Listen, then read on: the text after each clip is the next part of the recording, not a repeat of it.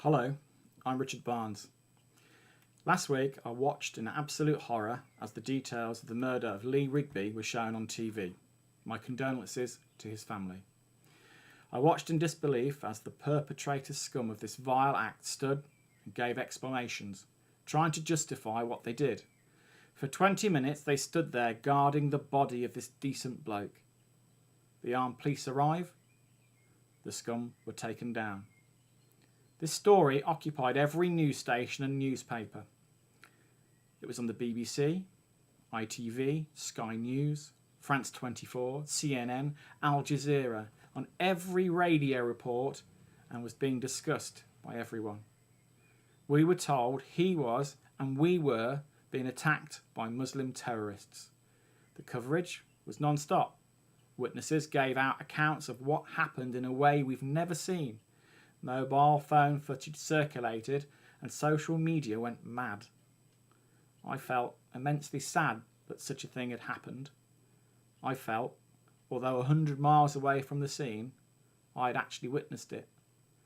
I also felt mad that some scum had done this in my backyard, my green and pleasant land. I should stand up and do something about it. I felt that I should stand and shout, "This will not stand.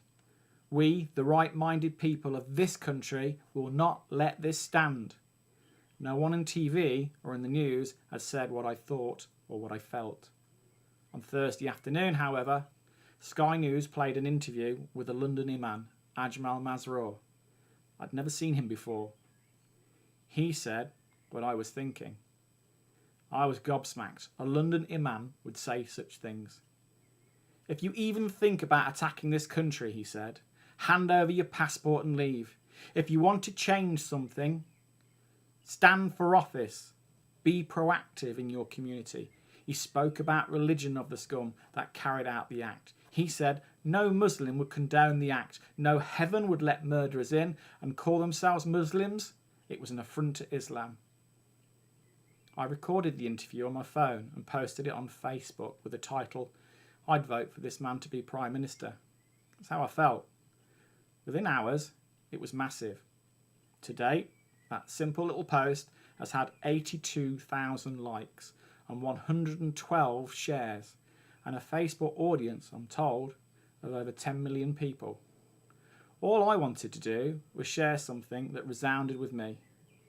To that point, I thought what the news was saying was how it was.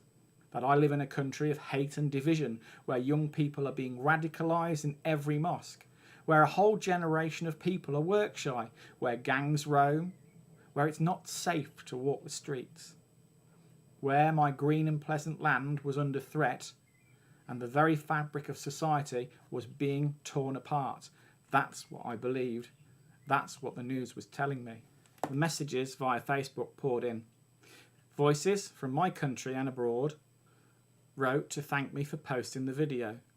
Some agreed with what the imam had said, some didn't. Some called for unity and some called for action. For me, the penny started to drop. The scum that carried out the attack on Lee Rigby were using two weapons that day. One was the abhorrent violence against Lee himself. And two, they used fear.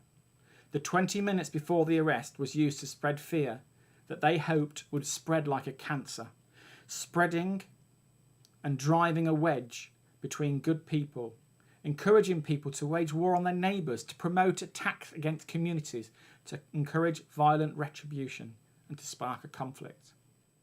I realised this and thought those scum aren't going to use me as a puppet. The messages on Facebook I had common themes. One thing that came up again and again was from Muslims. They were scared to be tarnished by the acts perpetrated by these scum. They felt they were guilty by association. I know they are not.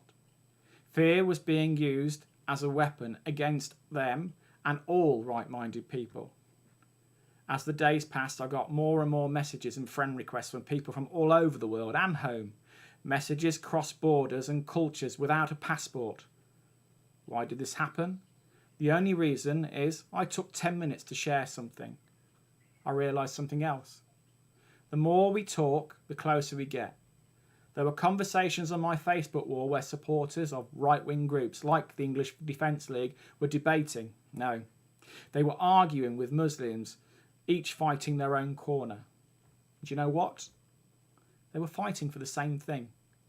For peace and happiness for their families, for their community and for their country. I believe this terrorism will not stand. Those seeking to divide are fighting a losing battle because it's now easier for each and every one of us to talk. The more we talk, the more we share, and the more questions we have and get answers, the closer we get. We're not all the same. That's okay. It's those differences, though, that makes us grow. It makes us better. But when all is said and done, all right-minded people, black, white, brown, purple, green, Christian, Muslim, Sikh, Jew, Hindu, atheist, we all strive for the same things, peace and happiness and life, and someone, hopefully, to share it with. If the last 7 days have taught me anything, sometimes you need to step back from the magnifying effect of the media, stand up, ask questions and share.